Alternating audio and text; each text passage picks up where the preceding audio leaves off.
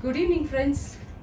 Yesterday, I came across an interesting podcast from Robin Sharma about leadership rituals. I thought of sharing that lessons with you all. The narration goes like this.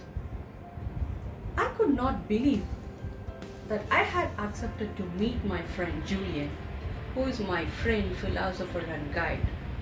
That too in this, ungodly hour in a dense forest.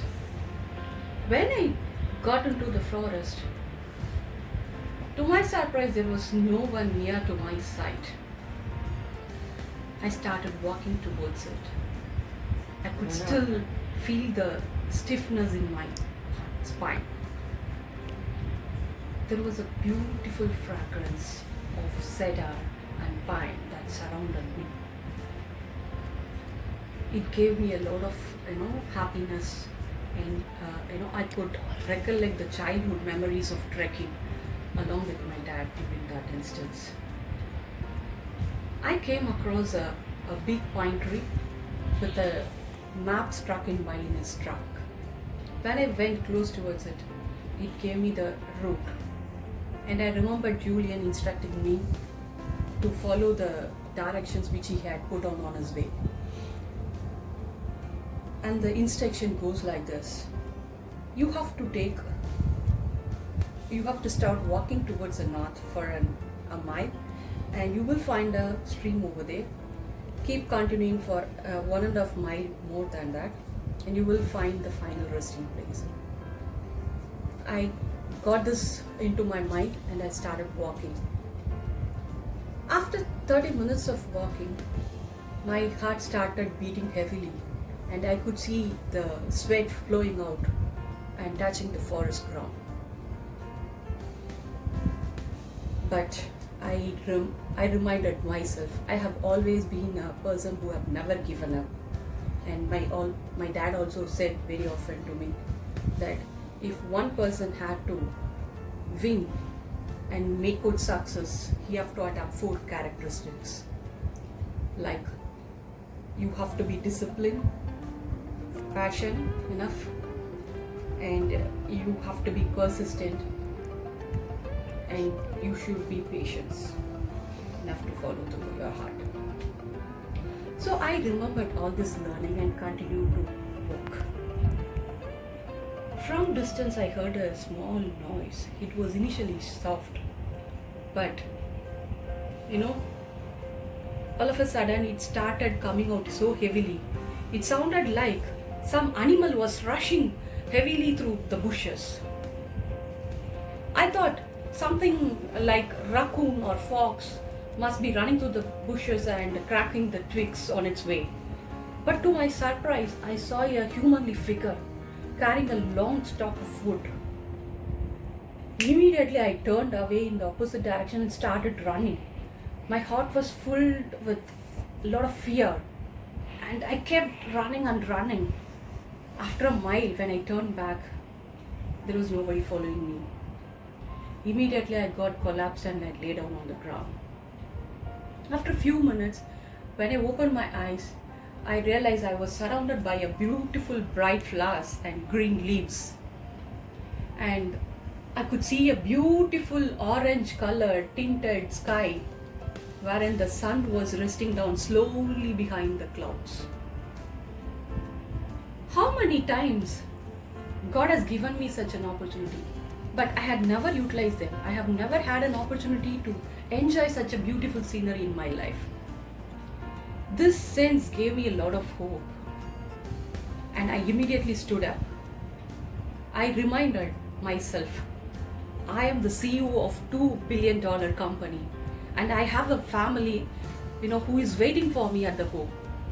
I don't want to get lost in this forest. So I started continuing to walk on my way as it was guided in the road. I kept walking and walking. I heard the stream of water sound. To my surprise, it was a wonderful sight of stream of water running along. And I kept walking along the stream for a mile. I could see a meadow, and in the middle of it, a beautiful hut was there. It was surrounded all around with beautiful, brightful flowers and vegetable garden. I could see butterflies flying all around it, making it much more prettier. I thought it must be Julian's house. So I yelled out of my stomach, "Julian, is that you?" Slowly the hut door opened up and Julian peeped out and said, "Hey, my dear friend, why you have taken so much of time to come over here? Yeah?" I explained all the instances that happened on my way to him, and Julian started smiling at me. I got immediately wondering, "Julian, don't tell this to me. I hope it is not you who scared me. Don't tell this to me." Julian started smiling much more wider and, put his arms around my shoulders and said, "Friend, it's me.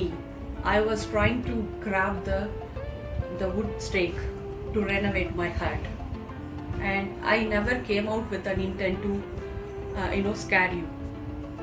I thought of giving you a little discomfort in your journey and make it a bit more tougher to enjoy and experience the learning which I wanted to share you today. I have always seen you, remaining inside the closed doors and, closed walls across.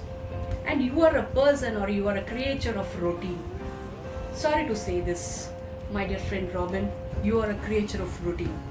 You have to realize, if you are doing the same thing every day, you will be reaping the same benefit every day. If you want to achieve greater results, you have to start doing different things to get, lot more better results. So I thought of sharing you the lessons of surrendering to the change." "Oh, that sounds interesting for me," said Robin. "Okay, I have heard change is inevitable. You have to adapt to change, but I have never come across something like surrender to change. What it is all about? What is it you are trying to tell me?" "Friend, we all know change is inevitable. Normally what people will do, they will either fight back the change or fright away from the change, just like the way you did when you went across that instance in your way. But I am asking you to do something else more. Surrender to the change. Be the change, accept the change, and start, moving towards that path. Say, you be like a water. Go with the current.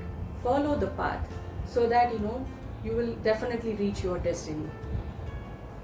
Never ever hesitate to be bold and, take greater risk so that your organization in this economical situations of, topsy-turvy situations, it will come out in a flying colors. So, friend, I would request you to genuinely surrender to the change." Thank you, my dear friends. I hope this story would have also communicated a lot of takeaways in a similar way to Robin. Thank you, my dear friends. Have a great night.